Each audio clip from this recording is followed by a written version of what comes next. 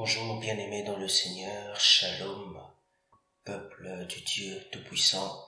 Je suis heureux de venir encore vers vous aujourd'hui, par la grâce de Dieu. Dieu nous a fait grâce, il nous garde en vie. Pas seulement il nous garde en vie, mais la Bible dit que tout le jour, tout le matin, il renouvelle sa bonté. Il a renouvelé une fois de plus sa bonté. Si tu m'entends maintenant, c'est que l'Éternel a renouvelé sa bonté pour toi. Que son nom soit glorifié.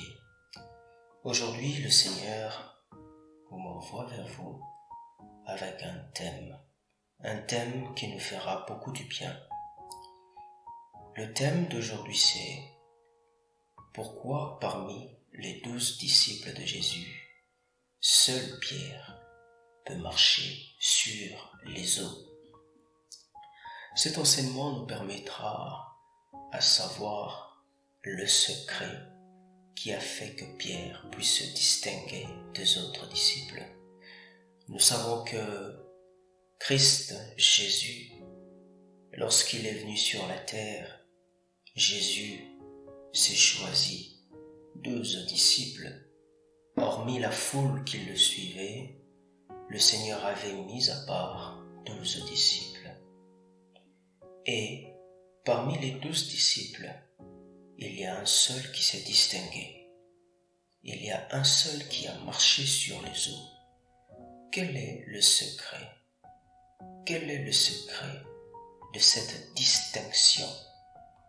En réalité, qu'avait fait Pierre pour qu'il se distingue des autres? Quel est le comportement qu'il avait pris pour se distinguer des autres?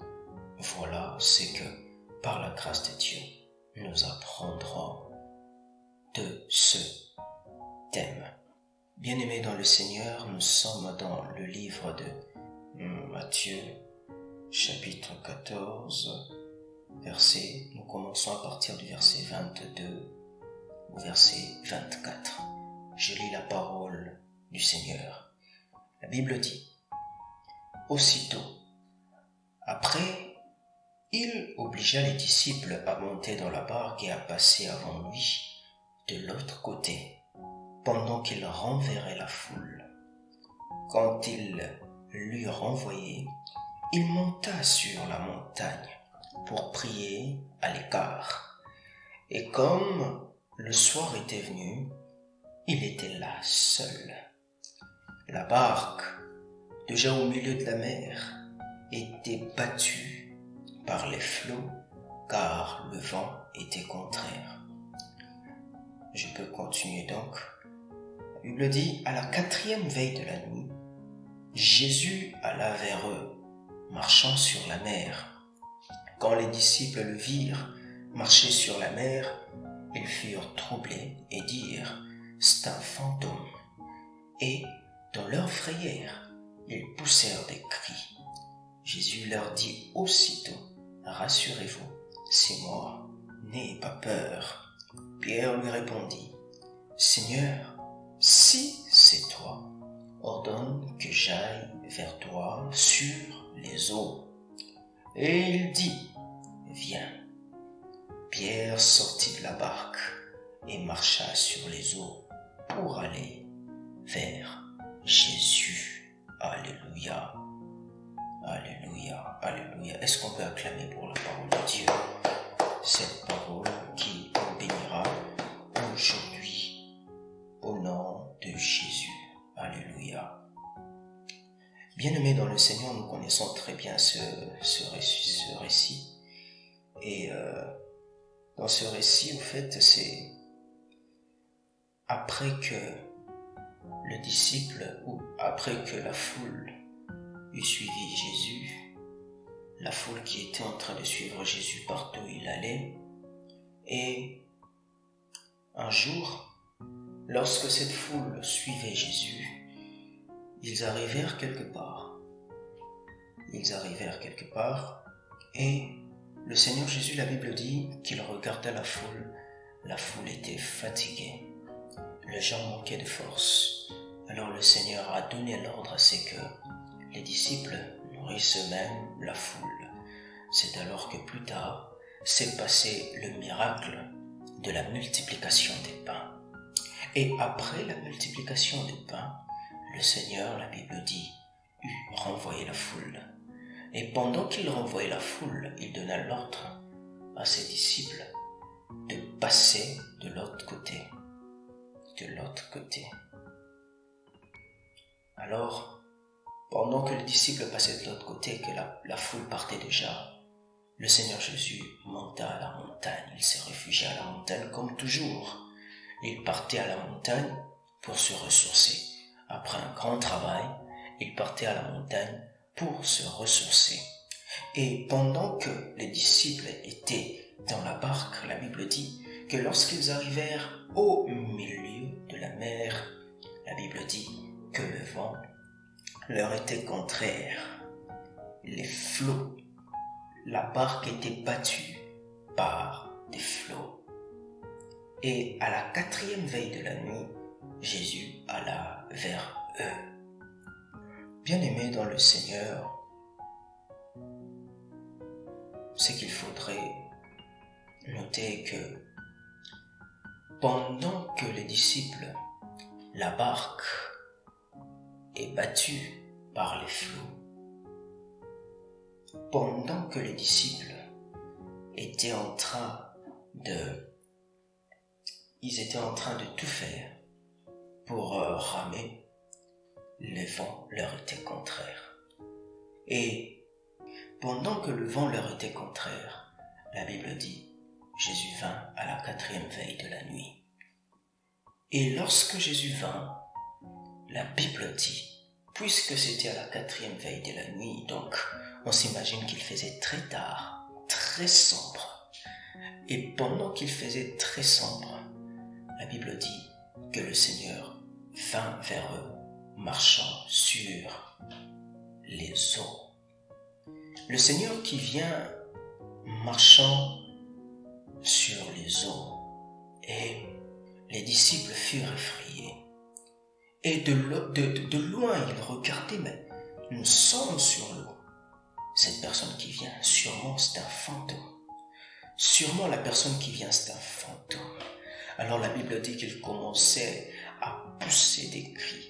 Ils poussaient des cris, ils criaient de toute leur force, fantôme, fantôme, fantôme, bien-aimés dans le Seigneur. Essayons un peu d'imaginer la scène. Je vois déjà comment est-ce que les uns montaient sur les autres, tout ça pour se cacher, pour se battre à conserver sa vie, parce que là, à la 4e veille de la nuit, pendant qu'il fait sombre, il y a un fantôme qui vient vers eux. Ils poussèrent des cris disant « Fantôme, fantôme, fantôme ». Le Seigneur vint. Et pendant qu'ils étaient en train de crier, le Seigneur leur dit « N'ayez pas peur, c'est moi. Rassurez-vous, c'est moi. Attention, rassurez-vous, c'est moi. » Cela n'est pas une identité, bien-aimé. La bonne identité serait de dire « Attendez, je suis Jésus. C'est moi Jésus. » Le Seigneur Jésus ne dit pas ça, il dit « Rassurez-vous, c'est moi. » Et pendant que les disciples étaient en train de crier, ils avaient peur et cherchaient comment se cacher.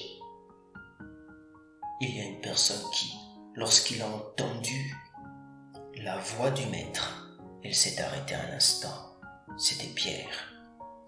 Pendant que les autres étaient en train de se battre pour conserver leur vie, parce que selon eux, c'était un fantôme qui était devant eux. La Bible me dit que Pierre, il s'est tué un peu. Il s'est dit, mais je connais cette voix. Je connais cette voix. Et Pierre se retourna. Il posa la question à Jésus, « Si c'est toi, Seigneur, ordonne à ce que je vienne vers toi. » Bien-aimés dans le Seigneur, remarquons ceci. Pendant que les vents soufflent, pendant qu'il y a un vent impétueux, pendant que la barque est battue par les flots, le Seigneur Jésus vint vers ses disciples Et lorsque le Seigneur Jésus parle, parmi les 12 disciples, un seul disciple reconnaît la voix du Maître. J'ai une question à te poser, bien-aimé. Le vent, la tempête, les flots, ce sont les moments difficiles.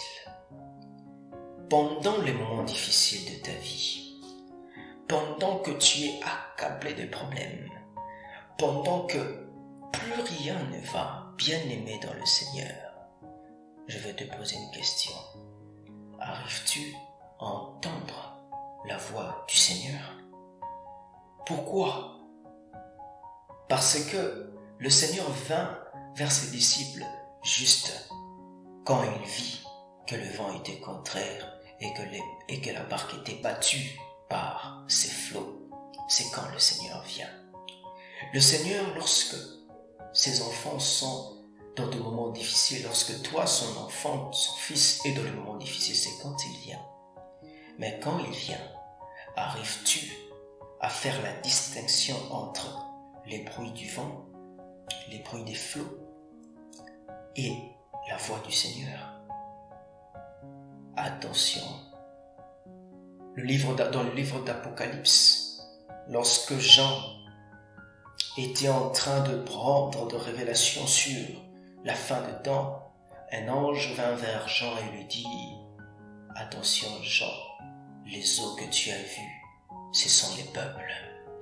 Bien-aimés dans le Seigneur, oh, pendant que le vent souffle, pendant que les eaux sont agitées, Pierre parvient à entendre la voix du Seigneur pour dire, parce que les eaux, c'est synonyme des peuples. Pendant que le peuple parle, pendant que le monde parle, pendant que le monde t'est contraire, pendant que le monde te combat, pendant que tu as des problèmes, pendant que tu passes des moments difficiles, arrives-tu à entendre la voix du Seigneur ou te focalises-tu à entendre la voix des peuples, la voix des eaux, la voix des vents? Arrives-tu à faire cette distinction, bien-aimé? Alléluia. Une autre chose me perturbe, c'est que lorsque le Seigneur dit « Rassurez-vous, c'est moi, n'ayez pas peur », Pierre se retourne et les autres continuent à s'agiter. Pierre se retourne et il dit « Si c'est toi, Seigneur, ordonne à ce que j'aille vers toi. » Comment est-ce que Pierre pouvait-il reconnaître?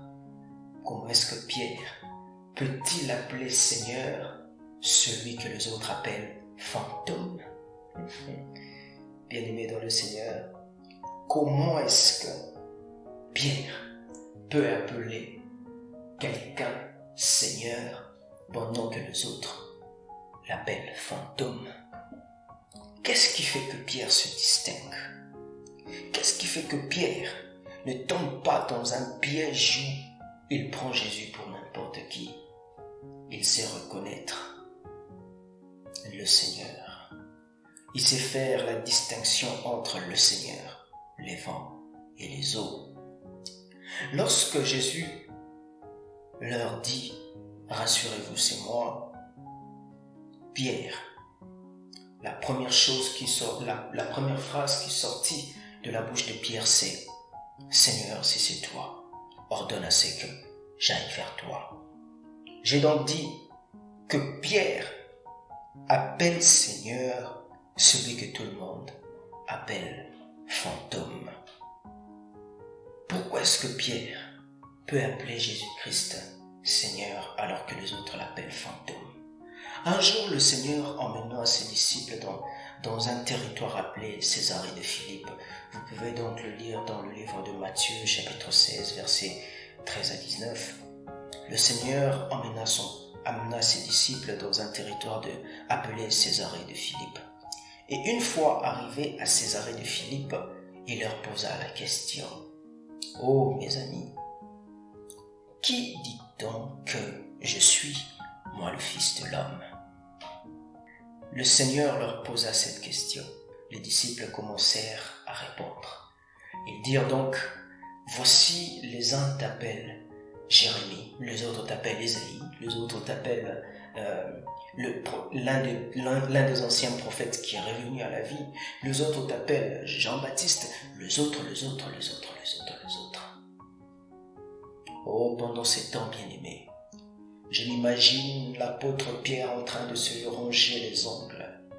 Pourquoi? Parce que il n'est pas intéressé par ce genre de choses. Bien-aimé dans le Seigneur, pendant que les disciples étaient en train de se défouler à l'idée de dire à Jésus ce qu'il était pour le monde, parce que les 11 disciples étaient habitués à entendre n'importe qui, Pierre restait donc silencieux, en train de se ronger les ongles pour dire « Cela ne me regarde pas. Ce que disent les autres ne me regarde pas. Les bruits des vents ne me regardent pas.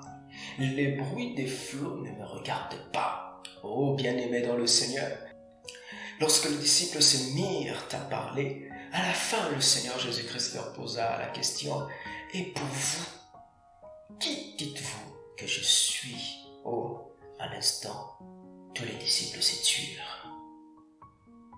Et là, Pierre se retrouva, leva la main et dit « Seigneur, tu es le Christ, le Fils du Dieu vivant. » Oh, bien-aimé dans le Seigneur, je te pose encore une question. Qu'entends-tu? Comment conçois-tu le Seigneur Jésus? Conçois-tu le Seigneur Jésus comme étant un fantôme? Continues-tu à entendre ce que disent les hommes, ce que pensent les hommes par rapport à Jésus, par rapport à ta vie? Qu'est-ce que tu entends le plus? Qu'est-ce que tu entends le plus? Attention, bien-aimé, Pierre, c'est l'image de ce gens qui ne donnent pas leurs oreilles à n'importe qui. Pierre, c'est l'image de ce gens qui ne donnent pas ses oreilles à n'importe quoi. Pierre, c'est l'image de ces gens qui savent c'est en quoi ils ont cru. Bien-aimé, le vent peut être contraire. Les eaux peuvent être agitées. Tu peux avoir des problèmes. Autant que tu peux avoir des problèmes. Mais Pierre, c'est l'image de ceux-là qui reconnaît le Seigneur malgré le problème. Malgré les problèmes, malgré le danger de la vie, parce qu'ils peuvent perdre même leur vie. Lui, il s'arrête un instant et il dit « Mon Seigneur est là, mon Seigneur est là. » Pendant tes moments difficiles, donnes-tu de l'importance à tes moments difficiles, à tes problèmes, ou arrives-tu à chercher à entendre la voix du Seigneur malgré les problèmes? Deux fois, il nous arrive dans la vie, tellement que les problèmes sont grands, on n'arrive plus à entendre le Seigneur. Oh, bien-aimé dans le Seigneur, ces disciples étaient en train de concevoir Jésus comme étant un fantôme, je m'explique. Car ils dirent, les uns t'appellent, oh Jérémie, or Jérémie est déjà mort. Les autres t'appellent Ésaïe, les autres t'appellent Jean-Baptiste, tous sont morts. N'est-ce pas ça un fantôme? Bien-aimé, n'est-ce pas ça un fantôme? Quelqu'un qui est déjà mort et qui revient sous une autre apparence. Oh bien-aimé, pendant les moments difficiles, crois-tu que Jésus existe ou tu crois que Jésus n'est qu'un mythe? Jésus n'est pas un mythe.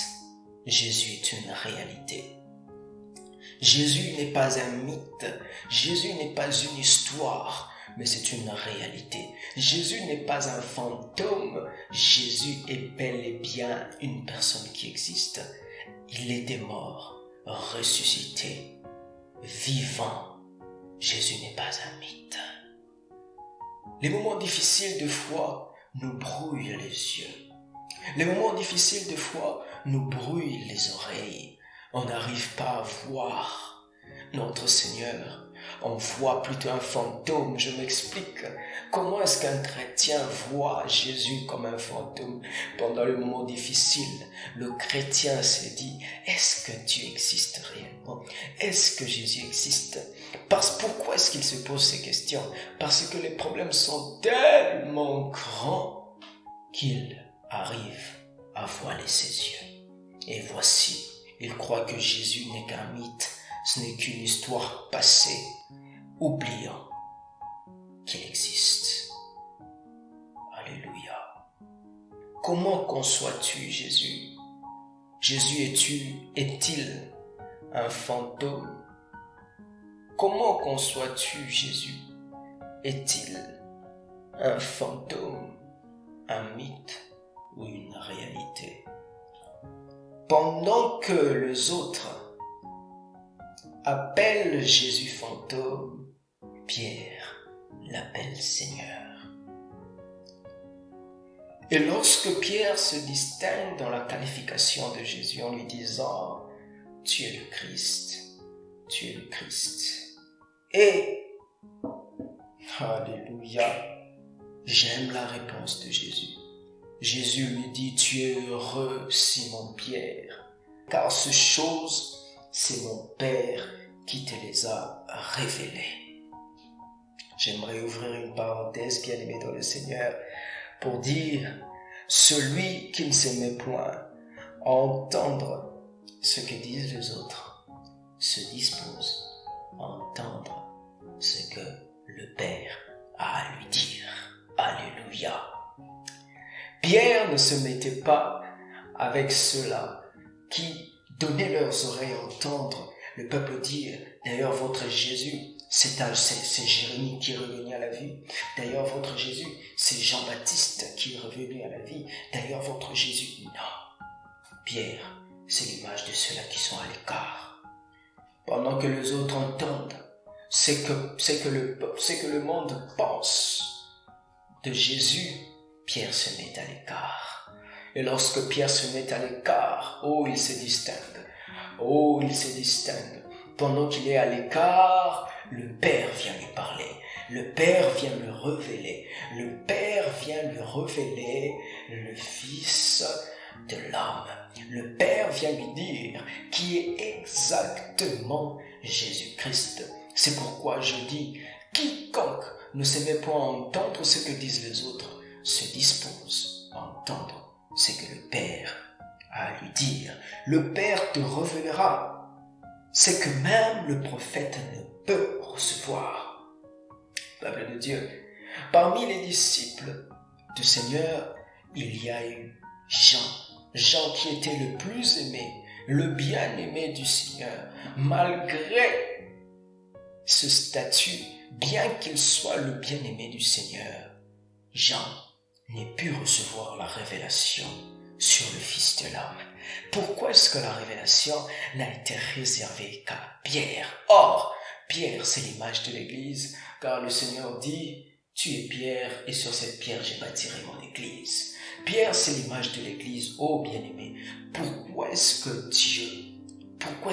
Père ne réserve la révélation du Fils de l'homme qu'à l'Église? Oh, nous allons en parler prochainement si Dieu le veut. Pourquoi est-ce que la révélation du Fils de l'homme n'est réservée qu'à l'Église? Or, l'Église, c'est l'épouse du Christ. L'Église, c'est l'épouse du Christ. L'Église, c'est l'épouse du Christ. N'y a-t-il pas corrélation? N'est-ce pas la prophétie d'Isaac? N'est-ce pas la prophétie d'Isaac où le père Abraham envoie Eliezer, Eliezer serviteur de Dieu, Eliezer serviteur d'Abraham. Le père envoie Eliezer pour aller chercher Rebecca. Et allant vers Rebecca, il dit à Rebecca, il révéla à Rebecca qui était Isaac. Nous allons en parler prochainement. Pourquoi est-ce que la révélation du Fils de l'homme n'est réservée qu'à Pierre? Pierre qui est l'image de l'Église. Alléluia. Ô bien-aimé dans le Seigneur, Pierre arrive à faire cette distinction. Pierre arrive à distinguer Jésus du fantôme. Et lorsque Pierre arrive à dire à Jésus, tu es le Christ, tu es le Christ, tu n'es pas n'importe qui. Oh, Jésus lui dit, tu es heureux Pierre, car ces choses, c'est mon Père qui te les a révélées. Il va encore plus loin pour dire, Pierre, oh tu es Pierre, et sur cette pierre, je bâtirai mon église. Ce n'est pas encore fini, bien-aimé. Il dit, et voici, je te donnerai les clés de ce jour des morts. Alléluia. Et la mort et le séjour de mort ne prévaudront point contre toi, bien-aimé dans le Seigneur. Voici le secret qui a fait que Pierre marche sur les eaux. Oh, alors que Pierre, on lui avait déjà remis les clés de ce jour de mort. Les clés de ce jour de mort a été données à Pierre. Pourquoi? Parce que Pierre dit à Jésus, tu es le Christ. Bien-aimé dans le Seigneur, lorsque Pierre reconnaît que Jésus est le Christ, or, le Christ veut dire oint, la personne qui est ointe.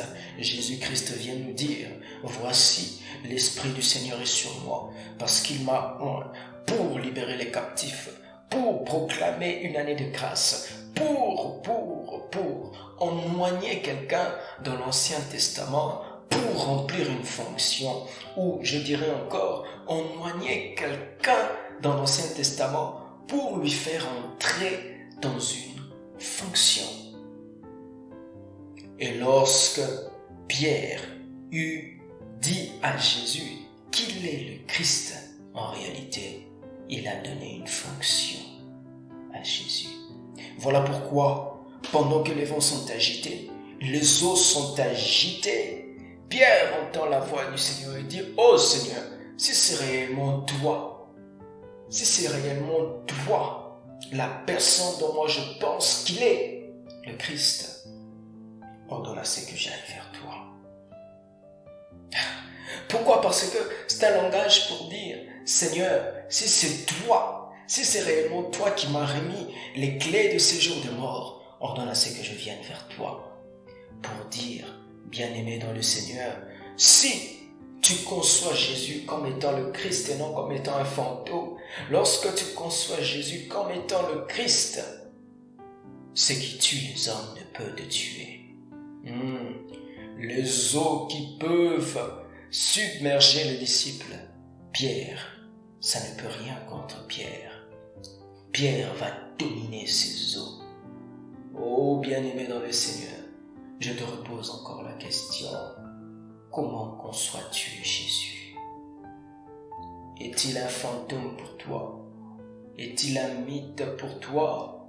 Ou est-il le Christ?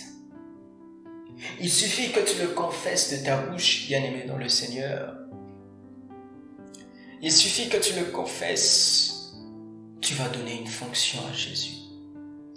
Regarde la grandeur de tes problèmes. Regarde la grandeur de tes soucis. Et si tu confesses que Jésus est le Christ, attention, tu lui donnes l'opportunité, une fonction dans ta vie. Je t'assure, Pierre, lorsqu'il lui a donné une fonction à Jésus dans sa vie en l'appelant le Christ devait le sauver. Oh bien-aimé, je veux te dire une chose. Il y a une personne qui est ointe pour ton problème.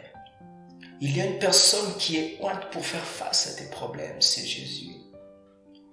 Les problèmes t'accablent parce que tu ne veux pas au fait reconnaître, confesser Jésus. Tu ne veux pas lui donner une fonction, une place dans ta vie. Voilà pourquoi les problèmes t'accablent. Pierre, la vie de Pierre nous enseigne que lorsque l'on confesse Jésus comme étant le oint, Jésus nous donne la capacité de surmonter les épreuves, la capacité de surmonter les problèmes, la capacité de surmonter tout ce qui peut tuer les autres, nous, ça ne pourra rien contre nous.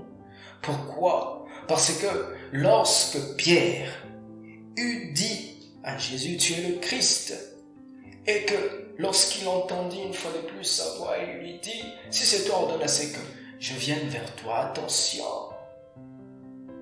Pierre est devenu le petit Christ.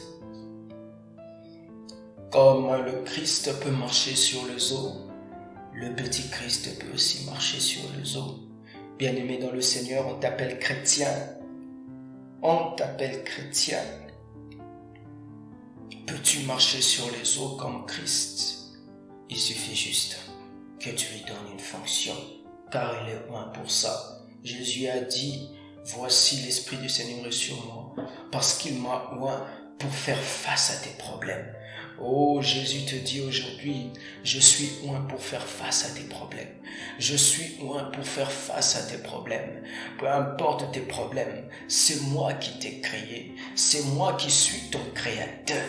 C'est moi qui t'ai créé.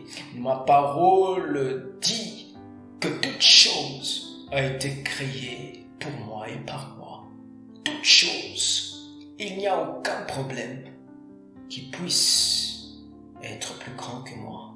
Aucun. Et le Seigneur te dit aujourd'hui, oh mon fils, ma fille, donne-moi une place, donne-moi une fonction dans ta vie, et tu verras, tes problèmes seront éradiqués. Alléluia. Bien-aimé dans le Seigneur, j'aimerais terminer par ici en disant que Christ, lorsqu'il se met à marcher sur les eaux, en réalité, il ne se met pas à marcher sur les eaux pour faire peur aux disciples. Non, bien-aimé. Christ marche sur les eaux pour dire, premièrement, Christ est au-dessus de toutes choses. Parce que le livre d'Apocalypse nous dit, les eaux que tu as vues, ce sont des peuples. Jésus marche sur les eaux pour te dire qu'il marche sur les peuples. Il marche sur les nations. Il domine toutes choses. Lui, le Créateur, domine sur toutes choses. Ainsi, il n'y a aucun problème qui puisse être difficile à régler pour lui. Voilà pourquoi il a dit, tout est possible à celui qui croit. Et il va même loin pour dire, tout est possible à Dieu. Rien n'est impossible à Dieu. Jésus ne marche pas sur les eaux. La deuxième raison, Jésus ne marche pas sur les eaux pour faire peur aux disciples, mais s'il marche sur les eaux, c'est parce que Jésus se rend compte que les disciples ont des difficultés, parce que le vent leur est contraire et les flots de la mer sont agités. Et Jésus vient maintenant, au travers de ce message, il vient vers toi, pas pour te faire peur, pas pour te juger, mais parce que le Seigneur sent que tu as un problème quelconque. Et parce que tu as un problème quelconque, le Seigneur marche sur les eaux. Il vient vite. Pourquoi? Parce que alléluia, Dieu s'est dit, le Seigneur se dit, alléluia, il ne peut pas te laisser périr par les eaux. Il ne peut pas laisser ce disciple périr par les eaux. Les eaux ne peuvent point tuer mon enfant. Attention, le Seigneur s'est dit, les eaux, les peuples, les réalités, les difficultés de la vie ne peuvent pas tuer mon fils. Voilà pourquoi le Seigneur marche sur les eaux. Le Seigneur vient sur toi, vient vers toi. Le Seigneur vient vers toi pour t'aider. Il marche sur les eaux. Ce n'est pas pour te faire peur. Bien-aimé dans le Seigneur, j'aimerais te dire une chose et j'aimerais que tu la retiennes. Bien-aimé, ce n'est qu'au moment difficile que le Seigneur apparaît. Si le Seigneur peut marcher sur les eaux, il marche sur les eaux faute des mieux. Faute des mieux, le Seigneur marche sur les eaux. Parce que son disciple est en difficulté, le Seigneur marche sur les eaux. Il marche sur les eaux parce que toi tu es en difficulté, il vient vers toi. Ce n'est qu'au moment difficile que le Seigneur se rapproche de toi. Ce n'est qu'au moment où rien ne va que le Seigneur se rapproche de toi, bien-aimé. Bien-aimé dans le Seigneur, ne regarde pas tes moments difficiles. Ne considère pas trop tes moments difficiles, mais considère celui qui vient à toi en ce moment. La Bible dit, n'endurcis pas ton cœur. Si le Seigneur permet à ce que tu entendes cette prédication, c'est parce qu'il se dit que tu passes des moments difficiles. Et au travers de cette prédication, ne vois point le Seigneur Jésus comme un fantôme, comme un mythe. Le Seigneur existe. Et il vient spécialement pour tes problèmes. Voilà pourquoi le Seigneur vient te dire, viens à moi, toi qui es fatigué et chargé, je te donnerai du repos. Le Seigneur va encore plus loin pour dire, donne-moi ton joug et prends le mien, car le mien est léger. Bien-aimé, toi qui m'entends aujourd'hui. Oh bien-aimé, toi qui n'as pas encore donné ta vie à Jésus, toi qui es battu par le flot, par les problèmes, toi qui es battu par les réalités de la vie ne fait pas de cadeau. La vie est difficile pour toi. Tout semble difficile et des fois tu te poses la question, mais pourquoi je vis? Pourquoi tant de difficultés? Tu as même à l'idée de te suicider des fois. Tu ne trouves point le bonheur parce que la raison de vivre te manque. Oh bien-aimé dans le Seigneur, je viens te présenter Jésus. Jésus dit, viens à moi toi qui es fatigué et chargé, moi je te donnerai du repos. Le repos c'est en Christ. La paix c'est en Christ. Voilà pourquoi, lorsque le Seigneur vint vers ses disciples, c'est pour rétablir la paix. C'est pour rétablir la paix. Oh bien-aimé dans le Seigneur. Bien-aimé dans le Seigneur. Le Seigneur t'aime et il veut prendre ton fardeau. Le Seigneur veut prendre ton fardeau. Le Seigneur marche sur les eaux pour te dire une chose, bien-aimé. Il dit à ses disciples, j'ai vaincu le monde. Le Seigneur marche sur les eaux pour te dire qu'il a vaincu le monde et que rien n'est difficile à lui, car il a vaincu le monde. Oh bien-aimé dans le Seigneur, je t'invite, toi qui n'as pas encore donné ta vie à Jésus, je t'invite, oh bien-aimé, je t'invite, oh bien-aimé, je veux te rassurer que le secret, le Seigneur te dit, le seul secret, toi qui veux dominer les eaux, toi qui veux dominer les eaux agitées de ta vie, toi qui as des problèmes insurmontables, Christ te dit qu'il est au-dessus de tout ça. Et le secret, c'est de le confesser de ta bouche. Lorsqu'on confesse de sa bouche que Jésus est le Christ, que Jésus est le Seigneur et le Sauveur de sa vie, la Bible dit, il nous donne les clés de ces jours de mort. Ah, ce qui peut tuer les hommes ne peut te tuer parce que c'est toi qui en détiens la clé. Bien-aimé dans le Seigneur, j'aimerais t'inviter à donner ta vie à Jésus. Toi qui ne l'as pas encore fait, toi aussi qui l'as déjà fait, mais tu as été bousculé par ta foi. Tu as perdu ta foi à cause des problèmes. Oh, les disciples pouvaient marcher avec Jésus. Les disciples marchaient avec Jésus, ils dormaient avec Jésus. Mais à cause des problèmes, à cause des vents, à cause des flots, les disciples perdu la foi. Ils ont perdu la foi et ils commencèrent à voir Jésus comme étant un fantôme. Bien-aimé dans le Seigneur, Peut-être aussi que tu as donné ta vie à Jésus. Mais voici, à cause des problèmes, ta vision a été brouillée. À cause de problèmes, ta foi s'est affaiblie. J'aimerais aussi t'inviter à faire cette courte prière avec moi. Bien-aimé.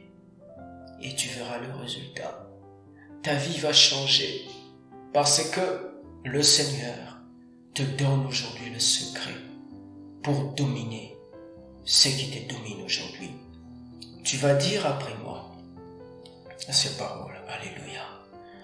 Seigneur Jésus, je viens à toi ce matin. Seigneur Jésus, je viens à toi en ce moment. Je viens, ô Dieu, te donner ma vie. Oh, j'accepte aujourd'hui que tu es mon Seigneur et mon Sauveur. Je te reçois aujourd'hui comme étant mon Seigneur et mon Sauveur. Oh, dirige-moi désormais, Seigneur. Guide-moi désormais, Yahweh. Je te remets ma vie. Je renonce à ma vie. Puisque tu as dit, donne-moi ton fardeau et prends le mien. Je viens te donner mon fardeau. Je viens te donner mon fardeau aujourd'hui. Je viens te donner ma vie.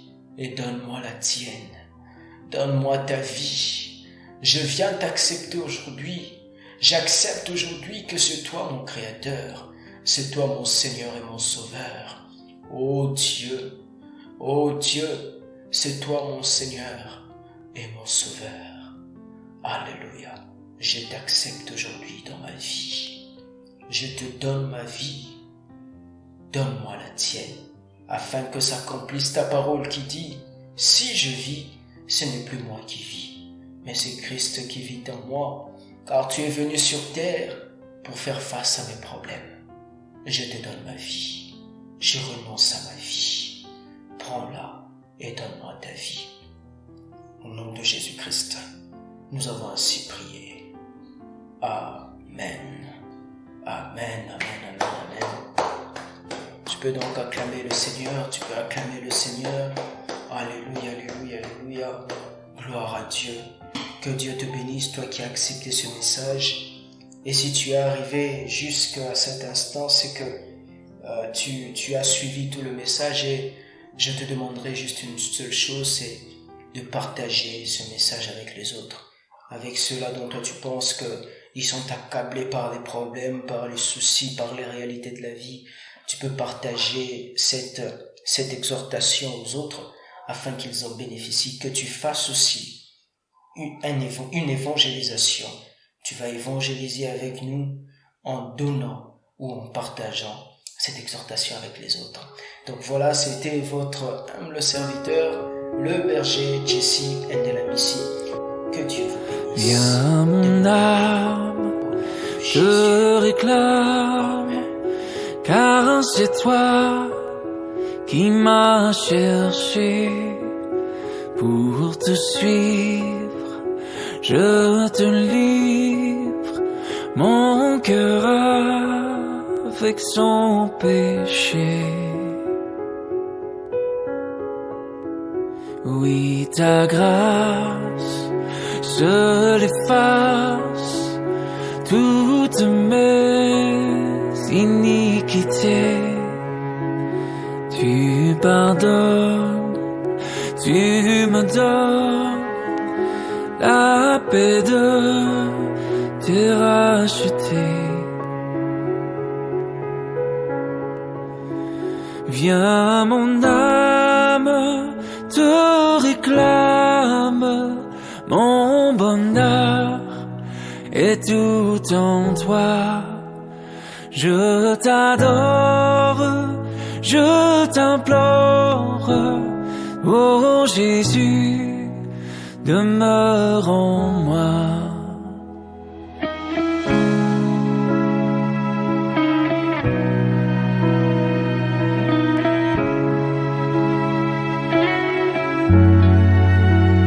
Ô Dieu demeure à chaque heure, mon rempart, mon défenseur, ma victoire et ma gloire, mon Jésus, mon seul sauveur. Viens mon âme, te réclame, mon bonheur est tout en toi.